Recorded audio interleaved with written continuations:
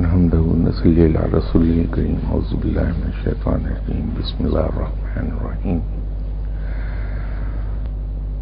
گزشتہ نشستوں کے بعد کسی صاحب سے ملاقات ہوتی رہی ہے دعا سیشن کے دوران. ان کا ایک سوال تھا جس کو اگرچہ ہم پہلے ڈسکس کر چکے ہوئے ہیں، لیکن وہ ان کا اصرار یہی تھا کہ اس سوال کا جواب دوبارہ دے دیا جائے.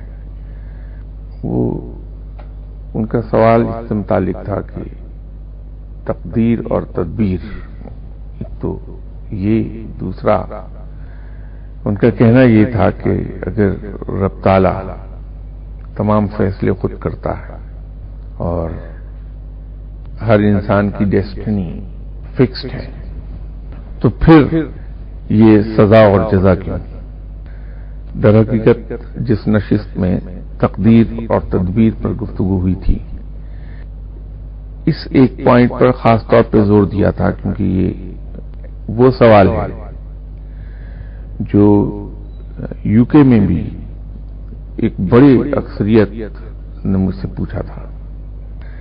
غالباً وہ لوگ جو اسلام کے بارے میں کوئی زیادہ اچھے جذبات نہیں رکھتے، ان کی طرف سے اس قسم کے کئی سوالات گردش میں رہتے ہیں. تو جب بھی یو کے میں گیا اور وہاں لوگوں سے ملاقاتیں ہوئیں یا سیمینارز میں یا اس قسم کی گیدرنگز میں مجھے اتفاق ہوا جانے کا، تو وہاں نوجوان خاص طور پر اس قسم کے سوال پوچھتے ہیں. ایک تو یہی سوال جو میں نے عرض کیا کہ یہاں ایک وہ بھی غالباً جوان آدمی ہے کوئی، اور دوسرا ایک اور سوال جو وہاں پوچھا تھا، بلکہ امریکہ میں ایک سیمینار میں مجھ سے کسی نے سوال پوچھا کہ رزق اگر پروردگار سے دیا جاتا ہے اور وہ پتھر میں بھی جو کیڑا ہے اسے رزق فراہم کرتا ہے، تو پھر یہ تگدو اور یہ بھاگ دوڑ کیسی؟ اور تیسرا ایک اور سوال جو وہ بھی امریکہ ہی میں شکاگو میں ہال میں سیمینار تھا جس کے اندر مجھے انہوں نے سوال جواب کے سلسلے میں بٹھایا تھا. تو ایک سوال اور پوچھا گیا تھا کہ رب تعالی رحیم و کریم زیادہ ہے یا منصف زیادہ ہے؟ یہ تین سوال. تو آج میں یہ چاہ رہا تھا کہ پیشتر اس کی کہ کوئی اور نوجوان ان سوالوں کے ساتھ آئے، وہ میں خود جواب دے دوں. تقدیر اور تدبیر کی نشست میں جو بات ہوئی تھی تو میں نے عرض کیا تھا کہ تقدیر کے دو حصے ہیں. ایک تقدیر مبرم ہے، آسان لفظوں میں اسے تقدیر معین کے لیجیے، اور دوسری تقدیر معلق ہے. تقدیر مبرم جو ہے، جو تقدیر معین ہے، وہ بہت چھوٹا حصہ ہے،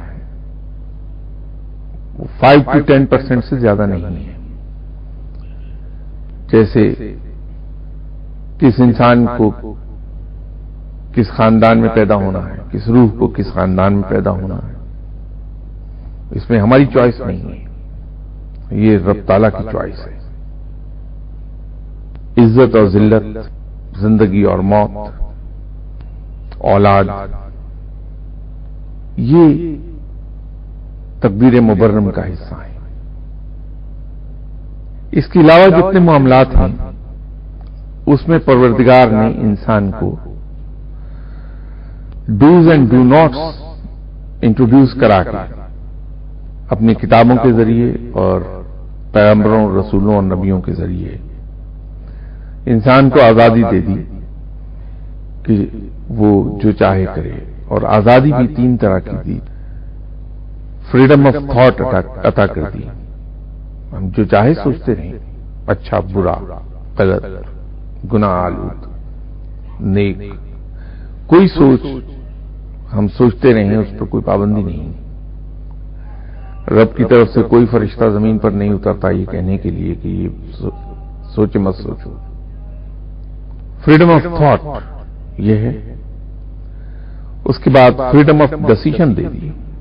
ہم آزاد ہیں، جو چاہے فیصلہ کر لیں، برائی کی طرف جانا ہے، نیکی کی طرف جانا ہے، کچھ کرنا ہے، اس پر کوئی قدغن نہیں ہے، کوئی روک ٹوک نہیں ہے۔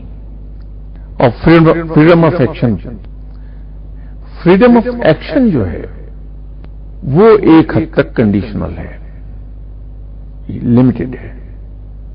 یہ آزادی تو ہے کہ ہم اس حد تک کوئی سا بھی کام کرتے چلے جائیں جس حد تک کہ اللہ تعالی کی کائنات چلانے کے نظام میں انٹرفیئرنس نہیں ہوتی۔ جہاں وہ حد شروع ہوگی جہاں اس کے نظام میں انٹرفیئرنس ہو جائے گی، وہاں وہ اپنے ویٹو پاور یوز کر لے گا، کیونکہ الٹیمیٹ پاور اتھارٹی رب ہی کے پاس ہے۔ اس کی مثال بالکل اس طرح سے ہے کہ ایک ماں اپنے بچے کو گھر کے اندر کھیلنے کی پوری آزادی دیتی ہے، لیکن جب وہ بچہ کھیلتے کھیلتے جلتی ہوئی آگ کے قریب جاتا ہے تو اس کو روک لیتی ہے، اس کو آگ کو نہیں پکڑنے دیتی، جو ہاتھ جلا دے گا۔ تو بچے کو کھیل کود کی آزادی ہے گھر کے اندر، لیکن جہاں اس کو نقصان پہنچنے کا احتمال ہوگا وہاں ماں اپنی ویٹو پاور یوز کر لیتی ہے اور بچے کو روک لیتی ہے۔ بہنے ہی انسان کو فریڈم آف ایکشن ہے، لیکن وہاں تک جہاں تک کہ وہ کائنات کے نظام کے اندر انٹرفیئرنس نہیں کرتا، وہاں ویٹو پاور یوز ہوتی ہے۔ کیونکہ میں نے جیسے عرض کیا تھا کہ اس کائنات کا نظام بالکل جگسا پزل کی طرح ہے کہ چھوٹے چھوٹے اس کے پیسز ہوتے ہیں جگسا پزل کے، تو انسان اپنا ذہن استعمال کر کے ان پیسز کو اپنی اپنی جگہ پر جماتا جاتا ہے، اور جب وہ پورے پیسز اپنی جگہ چلے جاتے ہیں تو ایک پرٹیکولر شیپ بن جاتی ہے۔ اسی طرح یہ کائنات ہے، رب تعالیٰ اس کو بین ہی اس طریقے پہ چلاتا ہے، ہمیں نہیں پتہ چلتا، ہم صرف اپنی ذات کے بارے میں بھی ایک لمیٹڈ علم رکھتے ہیں، اس سے آگے ہمیں بھی نہیں معلوم، لیکن رب تعالیٰ پوری کائنات کو چلا رہا ہے۔ کہاں پر کس ایکشن سے ہمارے کیا ہوگا یہ صرف رب کو پتا ہے۔ تو ہم یہ سمجھ رہے ہوتے ہیں کہ ایکشن صرف ہماری ذات تک محدود ہے، اس سے دوسرے لوگ متاثر ہو رہے ہوتے ہیں۔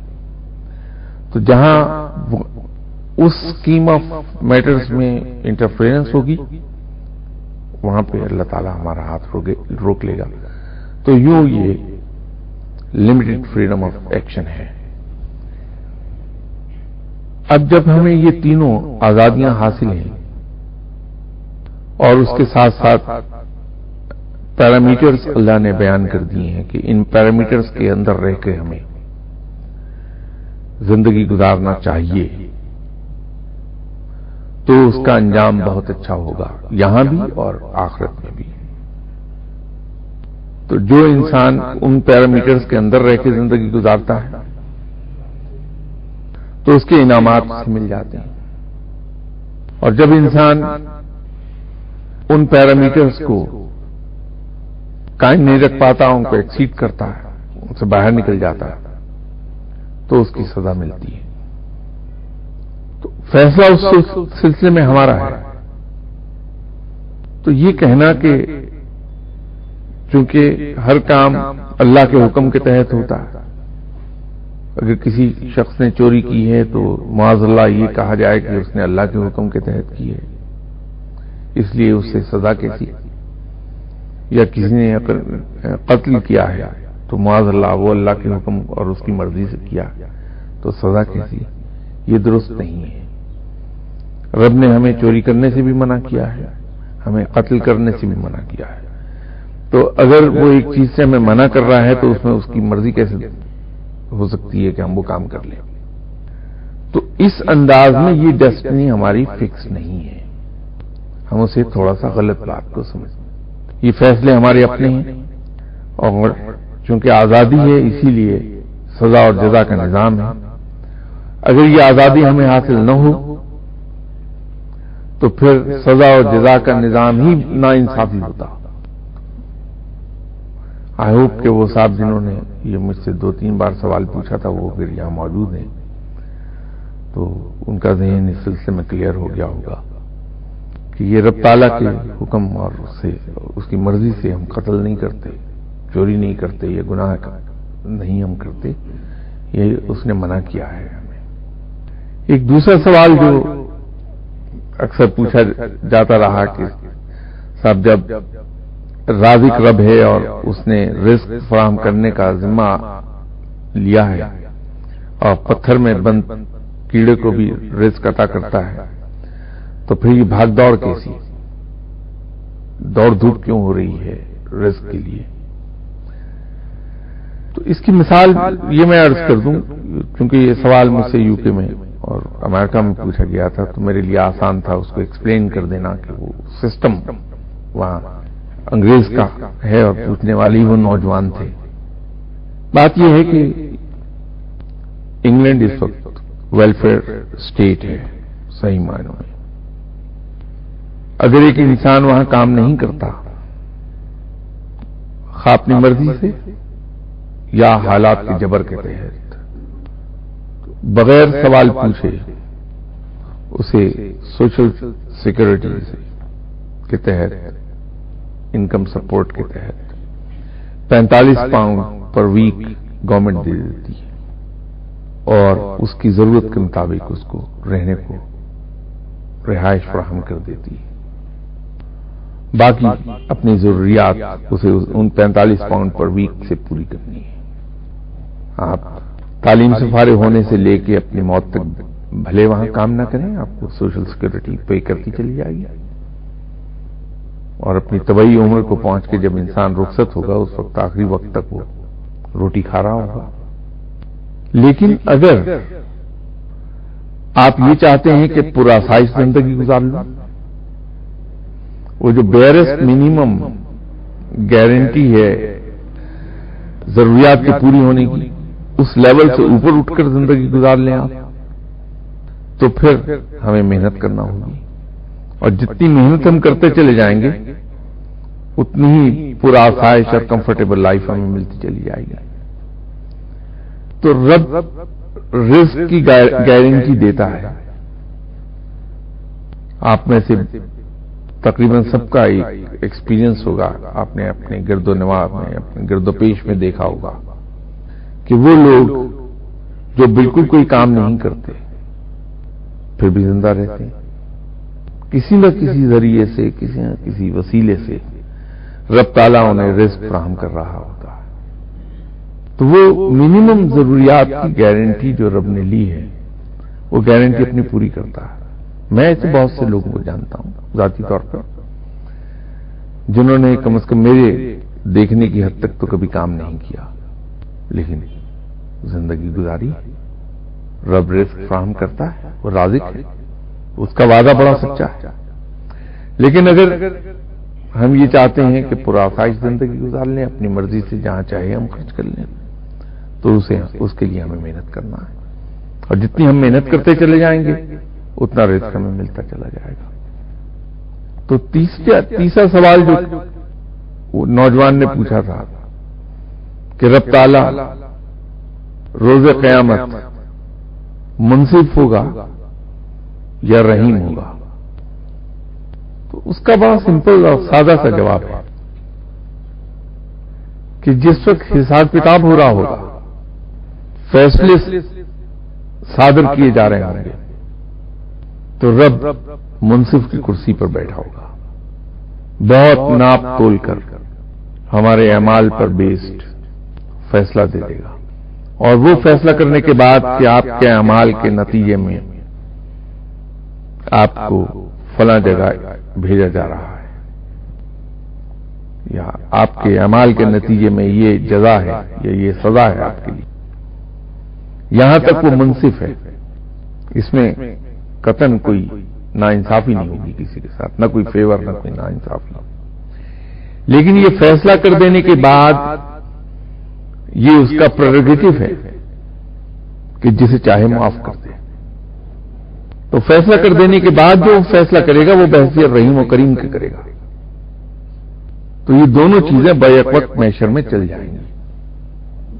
تو یہ اصل میں یہ سوالات جو پیدا کیے جا رہے ہیں، یہ جیسے میں نے شروع میں عرض کیا تھا، صرف یہی 3 سوال نہیں، یہ تو ابھی ذہن میں آئے ہیں۔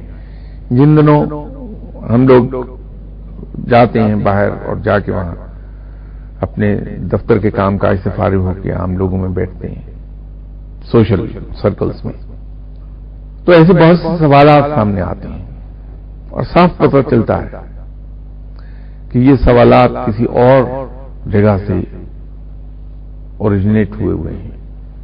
لوگ طرح طرح سے چاہتے ہیں کہ کسی طرح سے نوجوانوں کے ذہن میں اسلام کے بارے میں کچھ ایسی شکوک پیدا ہو جائے، کیونکہ بدقسمتی سے نوجوان سوال وہاں پوچھتے ہیں جہاں سائنٹیفک لائنز پر جواب دیا نہیں جاتا، تو وہ شکوک پیدا ہو جاتے ہیں۔ اگر لاجک پر بیسڈ جواب دیا جائے تو ذہن کلیئر ہو جائے۔ اور ایک چیز یاد رکھیے کہ جب آپ کسی کو اس کے سوال کا جواب دینے لگیں تو ایک چیز ذہن میں رکھیے گا کہ پوچھنے والا اگر تو مسلمان ہے تو قرآن اور حدیث کے حوالے اس کے لیے کافی ہوں گے، لیکن اگر سوال پوچھنے والا غیر مسلم ہے تو وہ تو بلیو ہی نہیں کرتا قرآن پاک کو، تو اس کا حوالہ اس کو دینے سے فائدہ کیا ہوگا؟ وہ اصل میں انڈائریکٹلی کوشچن تو قرآن پاک ہی کو کر رہا ہے۔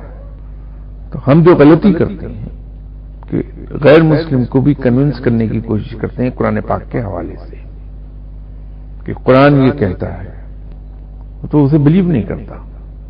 تو حوالہ وہ دیجئے جس میں وہ ایمان رکھتا ہے، اور دوسری چیز یہ ہے کہ حوالہ وہ دیجئے جو لاجک سے پروو ہو جائے بات۔ تو جب آپ لاجک کے مطابق جواب دیتے ہیں، جو لاجیکل جواب ہے، تو انسان کنونس ہو جائے گا۔ پھر ایک تیسری چیز جواب دیتے وقت یہ یاد رکھیے کہ رب تعالیٰ کا بھی حکم ہے اور آپ صلی اللہ علیہ وسلم کا بھی فرمان ہے کہ جب آپ گفتگو کریں تو اپنے مخاطب کی ذہنی سطح کے مطابق گفتگو کریں، وہ زیادہ ایفیکٹو ہوگی۔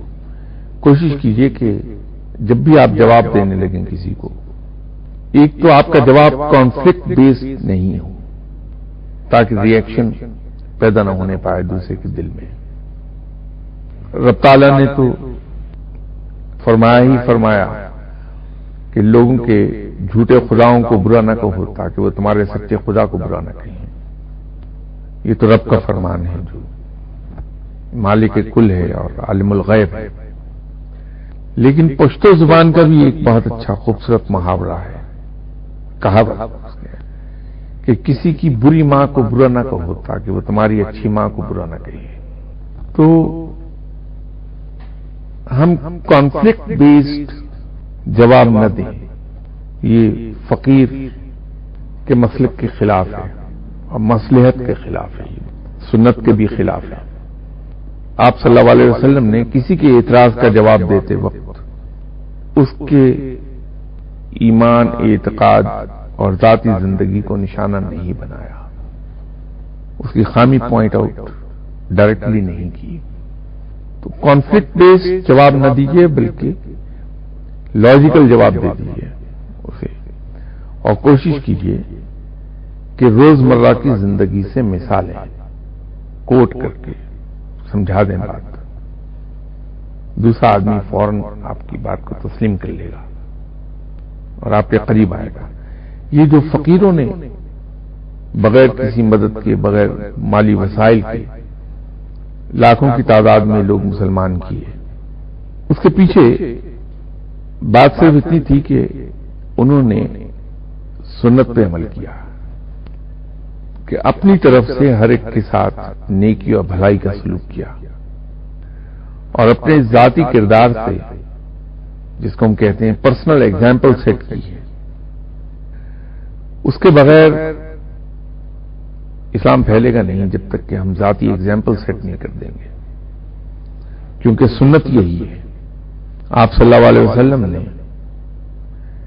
40 سال نبوت کی بات سے پہلے اپنے آپ کو امین اور صادق اسٹیبلش کروایا. آپ صلی اللہ علیہ وسلم پہلے امین اور صادق کہلائے تھے، پھر پیغمبری کا دعویٰ آیا تھا. اسی طرح آپ صلی اللہ علیہ وسلم نے زندگی بھر کسی کو کوئی نصیحت نہیں کی تاوقت کہ خود اس پر عمل نہیں کیا. تو جب تک کہ اس سنت کی پیروی نہیں ہوگی اسلام پھیلے گا نہیں. کوئی نان مسلم ہم سے کنونس نہیں ہوگا.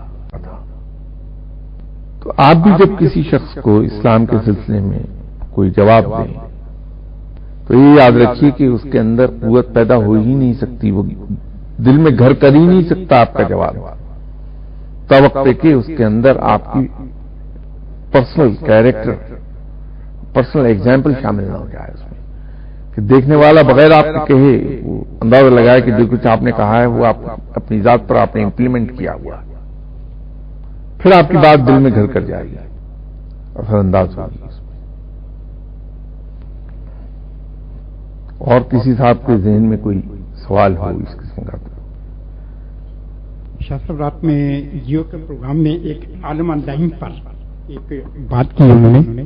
ایک تو یہ ہے کہ یہ سب سے پہلا قتل جو ہے وہ عورت کی وجہ سے ہوا. دوسری بات یہ ہے کہ افزائش نسل انسانی کے بارے میں کہ اماں حوا ہر 24 گھنٹے کے بعد 2 جوان بچے پیدا کرتی تھی. تیسرا بہن کی تقدس کا رشتہ. یہ اس زمانے میں یہ ہوتا تھا کہ ایک جوان کے 24 گھنٹے پہلے پیدا ہوئی ہے، دوسری جوان دوسرے کے 24 گھنٹے بعد پیدا ہوئی، تو بہن بھائی کا اس طریقے سے رشتہ ہوتا تھا. تو اس کے بارے میں افزائش نسل انسانی اور رشتوں کا تقدس، خاص طور پر بہن کا رشتہ، اور یہ جو قتل ہوا جو قابیل نے کیا اور اس کی جو وجہ تھی وہ عورت تھی، اس میں کے بارے میں آپ کا کیا خیال ہے؟ یہ عالم آن لائن کا پروگرام. دیکھیے اس میں کوئی شک نہیں ہے، یہ وہ حقائق ہیں، اور اس وقت شاید ان چیزوں کی ضرورت تھی بھی. کسی ایک نشست میں یہاں بات کرتے ہوئے میں نے ایک عرض کی تھی کہ ابھی جس کا میں نے حوالہ دیا کہ رب تعالیٰ کا بھی یہ فرمان ہے کہ آپ اپنے مخاطب کی ذہنی سطح کے مطابق گفتگو کیجیے. تو رب تعالیٰ بھی جو پیغام بھیجتا رہا ہے دنیا میں وہ اس وقت کے لوگوں کی ذہنی استعداد کے مطابق ہوتا رہا ہے اور حالات کے مطابق تھا. اسی لیے میں ایک بات کہا کرتا ہوں کہ اسلام نازل نہیں ہوا بلکہ مکمل ہوا ہے آپ صلی اللہ علیہ وسلم کی تشریف آوری کے ساتھ. نازل نہیں ہوا. اس سے پہلے جو کتابیں آئیں اور اس سے پہلے جو پیغام آئے وہ سب اسلام ہی کا حصہ تھے اور وہ ان کنٹینیوشن تھے ایک دوسرے کی. لیکن آپ صلی اللہ علیہ وسلم کی ذات مبارکہ کے آنے کے ساتھ جو پیغام آیا وہ آخری پیغام تھا اور اس پر دین اسلام مکمل ہو گیا. آپ صلی اللہ علیہ وسلم اس لیے آخری نبی نہیں ہے کہ وہ آخری نبی تھے، وہ آخری نبی اس لیے ہیں کہ آپ کی تشریف آوری کے ساتھ ہی اسلام مکمل ہو گیا اور اس کے بعد کسی نبی کی کوئی ضرورت نہیں. تو یوں آپ صلی اللہ علیہ وسلم آخری نبی ہیں. حضرت آدم علیہ السلام کے فوراً بعد جو صورتحال تھی وہ یہ تھی کہ حضرت آدم ایک زمانے میں تو اکلوتے ہی بشر تھے اس روئے زمین پر. اس کے بعد اماں حوا تشریف لائیں، پھر ان کے بیٹے. تو اس وقت اگر یہ بہن بھائی کے رشتے کا تقدس جو آج ہے یا 2000 3000 4000 سال پہلے تھا وہ اس وقت ہوتا تو نسل انسانی بڑھ نہیں سکتی تھی کبھی. کل کو کوئی غیر مسلم یا کوئی نان بلیور یہ سوال بھی اٹھا سکتا ہے. اماں حوا تو پیدا ہوئی تھی حضرت آدم علیہ السلام کی پسلی سے، تو آدم علیہ السلام نے جنم دیا، اما حوا کا تو ان کا رشتہ تو باپ بیٹی کا ہو گیا، تو وہ میاں بیوی کیسے ہو گئے؟ یہ اگر بحثی کی بات ہے تو لاجیکلی جس نے اولاد کو جنم دیا وہ ماں ہے، اور جس نے جنم لیا وہ اس کی اولاد ہے، تو رشتہ کیسے قائم ہوا؟ یہ حالات کی اور ضرورت کے تحت اس وقت افزائش نسل کے لیے یہ ضروری تھا کہ تیزی کے ساتھ نسل بڑھے اور یہ آگے انسانی نسل پھیل جائے۔ اور چونکہ اس وقت ذہنی استعداد بہت نیچے تھی، تقریباً نہ ہونے کے برابر، تو اس وقت کا پیغام بڑا محدود تھا انسان کے لیے۔ اور پھر جو ڈیولپمنٹ ہوتی گئی، مینٹل ڈیولپمنٹ، وہ ایکسپینڈ کرتا چلا گیا، حتیٰ کہ حضرت ابراہیم علیہ السلام کا زمانہ، تو اس وقت پھر اسلام کا پہلا پیغام نازل ہو گیا۔ اس لیے کہا جاتا ہے کہ اسلام حضرت ابراہیم علیہ السلام سے شروع ہوا تھا اور آپ صلی اللہ علیہ وسلم پر مکمل ہو گیا۔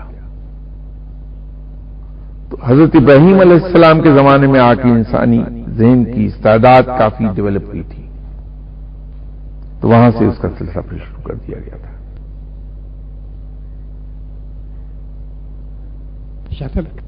قابیل نے حضرت حابیل کا قتل عورت کی خاطر کیا تھا۔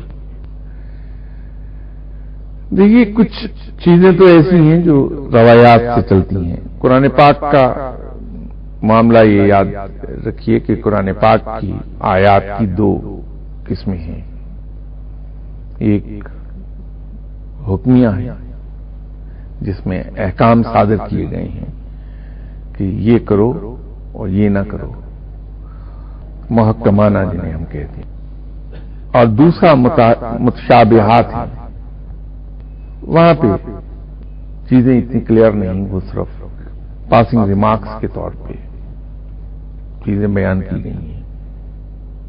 تو بینات اور مشابہات کا یہی فرق ہے دونوں کا۔ تو قرآن میں متشابہات بھی ہیں، تو وہاں ایک پاسنگ ریمارکس ہیں، تھوڑا سا ٹچ کیا ہے، اس کو سمبولک بیان دے دیا ہے وہاں۔ تو باقی وہاں اس سلسلے میں پھر ہمیں حدیث سے مدد لینا پڑتی ہے، کلیریفیکیشنز کے لیے سنت سے ہمیں لینا پڑتی ہے۔ تو اسی سلسلے میں کچھ روایات بھی سامنے آتی ہیں۔ تو یہ حابیل اور قابیل کا معاملہ جو ہے وہاں متشابہات میں ہے، وہ بینات میں نہیں ہے۔ تو اس وجہ سے وہ اس کو روایت کے طور پہ کر لیجیے، لیکن در حقیقت یہی روایت سمجھی جاتی کہ وہ جھگڑا خاتون پر ہی ہوا تھا، لیکن اس سے ہمارے عقیدے اور ہمارے مذہب پر اور ہمارے کردار پر کوئی فرق نہیں پڑے گا۔ وہ واقعہ کسی طرح بھی ہوا ہو، میں تو ذہنی طور پر زور اسی چیز پر دیتا ہوں جس سے ہمارا ایمان مضبوط ہو جائے کسی طرح۔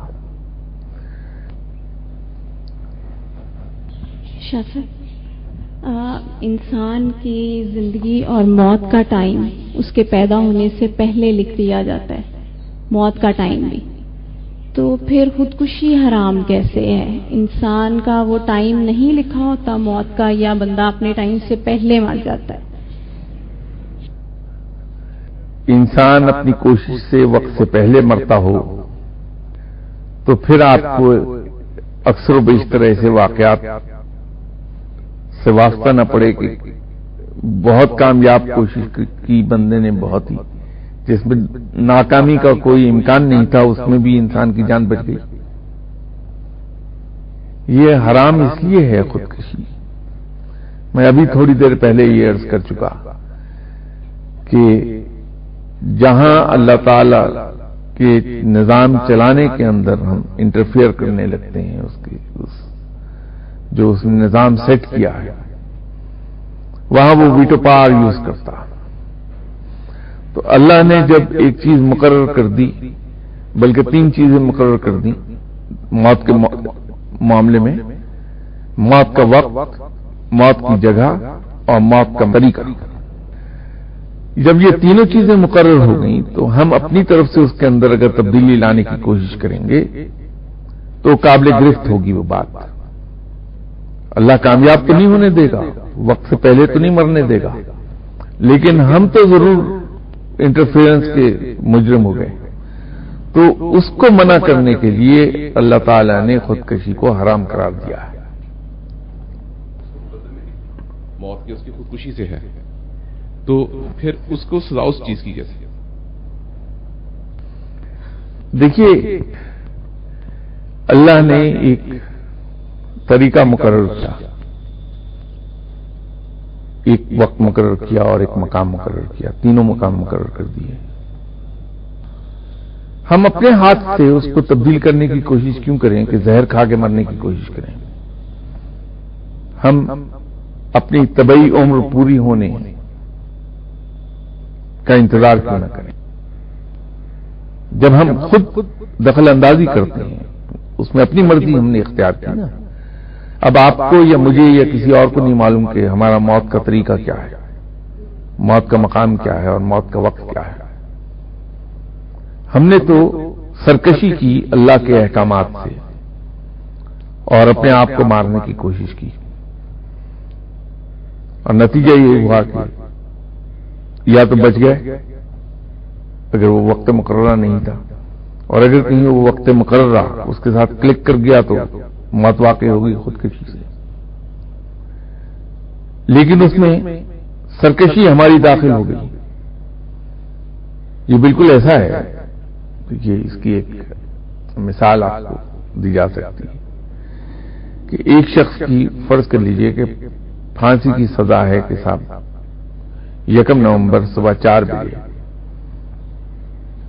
اسے پھانسی کی سزا دے دی جائے گی۔ وہ 4 بجنے میں 2 منٹ پر خودکشی کرتا ہے۔ اگر بچ گیا تو بھی اور نہ بچا تو بھی، تو خودکشی کا مرتکب تو کہلایا ہے ہی نہیں۔ حالانکہ یہ ڈیسائیڈڈ تھا کہ اس کو سزا موت کی ہے اور اسے مر جانا ہے۔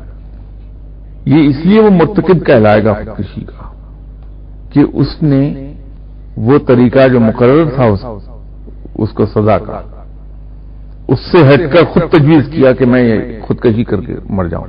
سزا تو اس نے اپنے آپ کو وہی دی جو اس کے لیے لاگو ہوئی تھی، لیکن مرضی اپنی آ گئی تو وہ خودکشی کا مرتکب کہلایا۔ اخبار میں آئے گا کہ صاحب ایک پھانسی کے ملزم نے، جس کو پھانسی دی جانی تھی مجرم کو، اس نے خودکشی سے اپنی زندگی ختم کر لی اپنے موت سے آدھا منٹ پہلے۔ تو الزام سارا اس پر آ گیا۔ تو جب ہم خودکشی کرتے ہیں تو پھر الزام اپنے اوپر لے رہے ہوتے ہیں۔ یہ ذرا سا باریک سا ایک نقطہ ہے جس کو تھوڑا سا سمجھیں گے کہ طریقہ بے شک وہی ہو جو مقرر ہے آپ کا، لیکن مرضی آپ نے اپنی اختیار کر لی، الزام سارا آپ پر آ گیا، مجرم آپ تو وکیل ہیں، اس بات کو، یہ جو پھانسی اور خودکشی کی ہے اس کو سمجھ جائیں گے۔ کیا سب بات ہو رہی تھی تقدیر کی اور تدبیر کی؟ سر ایک آدمی ہے مثال کے طور پہ، وہ ڈاکو ہے، وہ جاتا ہے اور پولیس مقابلہ ہوتا ہے، اس کے اندر اس کو گولی لگتی ہے، وہ موت ہو جاتا ہے۔ اب جو اس کے موت ہے، یہ جو اس کی ہلاکت ہے، اس کا سارا ایک چین آف ایونٹس ہے جو بنے اور وہ اس کو موت کی طرف لے کے گئے۔ اب اس میں تقدیر کا کتنا عمل ہے اور تدبیر کا کتنا عمل ہے؟ دیکھیے، بات یہ ہے کہ یہ تو جیسے دنیا میں اب یہ آپ اگر یہ کہہ دیں کہ ایک شخص نے قتل کیا اور پکڑا گیا، اس کو پھانسی کی سزا ہو گئی، وہ مارا گیا، پھانسی دے دی گئی، مر گیا وہ۔ اب یہ بھی ایک چین آف ایونٹس ہے پوری۔ اب اس میں تقدیر اور تدبیر، تقدیر تو اس میں آتی نہیں کیونکہ اس نے غلط کام کیا، اس کی سزا اس کو ملے گی، یہ تدبیر کا فالٹ ہے۔ جب اللہ نے منع کیا تھا کہ تم رزق حلال راستہ سے حاصل کرو، لوگوں کے مال کو زبردستی اپنے قبضے میں استعمال میں نہ لاؤ، تو نہ صرف یہ کہ وہ اللہ کے ان احکامات کی خلاف ورزی کرتا رہا، بلکہ ڈاکہ زنی کے دوران ہو سکتا ہے کہ اس سے کوئی قتل ہو گیا ہو، لوگ زخمی ہو گئے ہوں پے در پے مختلف ڈاکوں میں. تو پھر اللہ کا نظام چونکہ دنیاوی طریقے سے تو وہ قابو نہیں آ رہا، تو اللہ کا نظام حرکت میں آیا اور وہ پولیس مقابلے میں آ کے اس کو اس کی سزا دے دی گئی، یا عقل کے خدا کو اس کے شر سے نجات دلا دی رب نے، دوسرے طریقے سے یہ کہہ لیجیے آپ. تو یہ معاملہ تو وہی ہے جو میں آپ سے کہہ رہا تھا کہ ہم آزاد ہیں کوئی سا بھی روپ دھارنے کو، کوئی سا بھی کیریئر اختیار کرنے کو، اخلاق کے کسی مقام پر بھی چلے جانے کو. شیطان کے پیروکار ہو جائیں ہمیں کوئی روک ٹوک نہیں ہے. ہم اپنے اصل مقام کو جو فرشتوں سے بلند ہے اس تک پہنچ جائیں، روک ٹوک کوئی نہیں بلکہ اپریشیٹ ہوگا وہ. تو یہ کہنا کہ صاحب وہ ڈاکو تھا اس کی تقدیر میں یوں ہی لکھا تھا پولیس مقابلے میں مر جانا، وہ درست نہیں ہے. رب تعالیٰ کو اپنی مخلوق عزیز ہے، وہ ایسے لوگوں کے شر سے بچاتا بھی ہے. ایک تو یہ ہے، دوسرا وہ اپنے قائم کردہ قانون کی رٹ کو قائم رکھتا ہے کہ جو برا کرے گا اس کا انجام برا ہے. یہ اس کا قانون فطرت ہے، رب کا سیٹ کیا ہوا. اس کی رٹ کو وہ قائم رکھے گا اور ضرور سزا دلوائے گا لوگوں کی عبرت کے لیے، لوگوں کے سامنے. تقدیر میں الجھنا ہمارے ایمان میں کمزوری نہیں ہوتی؟ یقیناً کمزوری ہوتی ہے، اور آپ صلی اللہ علیہ وسلم نے بڑی شدت سے اور بڑی سختی سے منع فرمایا کہ تقدیر کو ڈسکس کرنے میں کہ تقدیر کیا ہے، اس سے اسی لیے منع کیا ہوا ہے.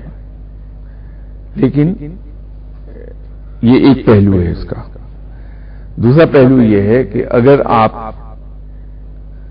کسی کے سوال کا جواب نہیں دیتے، اس کے ذہن کو مطمئن نہیں کرتے، تو وہ پھر نہ صرف شکوک میں مبتلا ہوتا چلا جاتا ہے بلکہ وہ ایکسپوز ہوتا ہے اس خطرے کے کہ کوئی دوسرے لوگ اس کے ذہن میں دین اسلام کے بارے میں مختلف شکوک ڈال دیں اور اسے مذہب سے دور لے جائیں. تو جس حد تک ممکن ہو اس حد تک اس کا جواب دے دینا چاہیے اگر دیا جا سکتا ہے تو.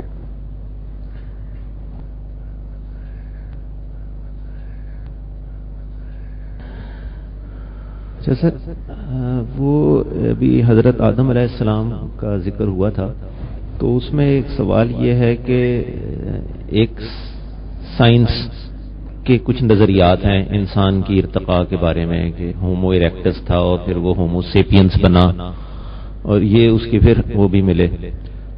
اور اسلام ہمیں بتاتا ہے کہ انسان جو ہے وہ ایز سچ ہی جو ہے وہ نازل ہوا تھا.